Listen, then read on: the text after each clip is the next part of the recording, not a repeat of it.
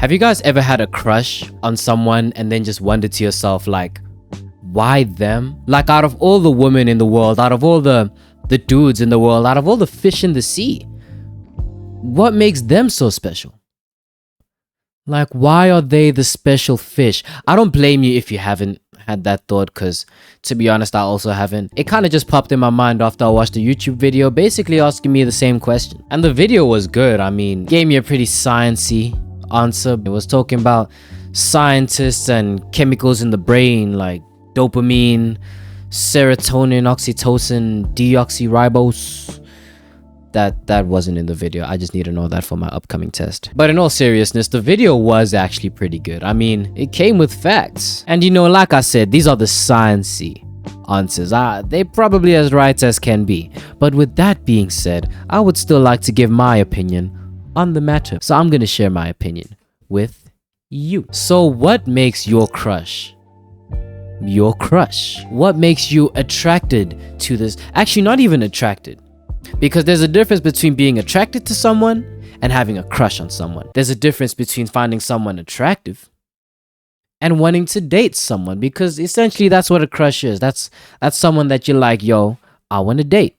So yeah, whatever. Because that's low-key what a crush is. A crush is someone that you want to date. Now, I won't be surprised if most of us think that it comes down to looks, but I would actually argue that looks don't play as much of a role as most of us might think. I don't know if you guys have noticed or if it's just me, but nowadays there are a lot of attractive looking people on average. Like, if you had to compare walking down a busy street today versus walking down a hectic street back in 2007, or even like flipping 2015, like the amount of attractive people that you will see today is a lot more than you would back then. Like, the comparison is quite drastic. Like, people nowadays are starting to take care of their physical appearances a lot better nowadays, and there are reasons behind that. Some good, some not so good, you know, social media and all of that.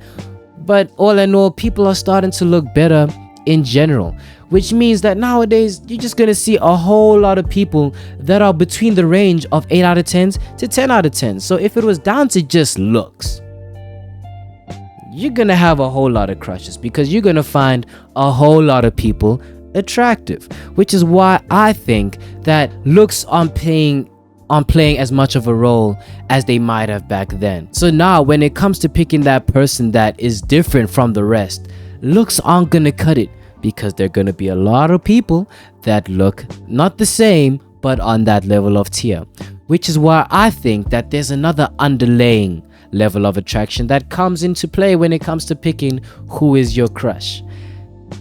I'm gonna get to that in a second. Let me just gather my thoughts. I believe that there's an underlying factor that I'm gonna call an underlying attraction. Now, you see, a young man like me, I've had a number of crushes in my past few years on this planet. I've had 3 crushes on 3 different individuals at 3 separate times. Now, most of these women, when I met them in a group environment. You know, it was during a group conversation. And during said conversation, these women were giving me a whole lot of attention. Like, I'm talking, when I'm talking to them, they looking at me like direct eye contact. That's low-key like making me shiver inside. But then when I'm not talking to them, I'm talking to other people, I can still see them looking at me for no reason. But even when I wasn't speaking, I could still tell that she was looking at me. You know, I was looking at the person that was speaking, and I could see her through my peripherals, and she was looking at me. But I didn't want her to know that I could tell that she was looking at me, so I stayed laser focused at that brother.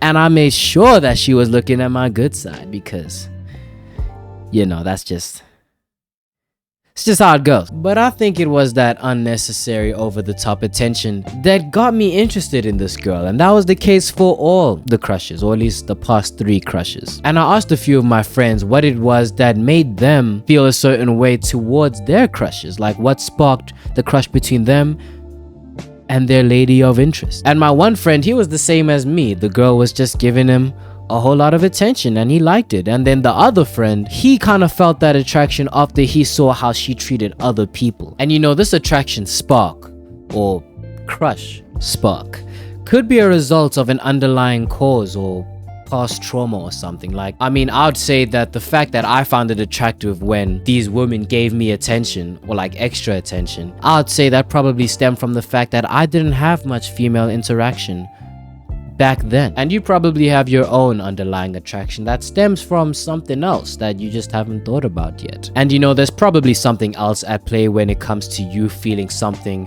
towards someone. And when I say feeling something, I don't mean love, because there's a difference between being in love with someone and having a crush on someone. Crushes come and go, okay? Crushes are when you're a little excited about someone. But love, that's when you really want someone. Like, you like them for their good and their bad long term. The thing is, when you have a crush on someone, you only see the good side of that someone, or maybe you only choose to see the good side of them. Because I swear, when you have a crush on someone, they could have the fattest red flag that the whole world can see, and you'll look at it and then you'll just turn away. You know, in the crushing stages, you're not gonna care. Like, yeah, she kicks dogs, but they probably deserved it. Like, bruh, she stole my heart, you know what I mean? And usually when you have a crush on someone, it's those situations where you don't even see them often. Like, you'll probably see them once a day, once a week, maybe even once a month.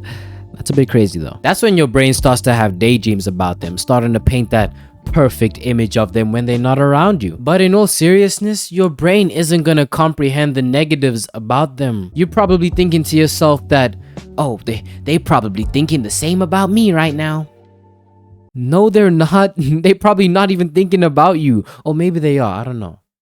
They probably are. I'm sorry, I shouldn't have. But your brain is gonna have this perfect image of them, and it's only once you spend more time with them, have more conversations with them, and actually get to know them, that this perfect image starts to peel away and you look at them from a more realistic lens. And that will either make or break your relationship.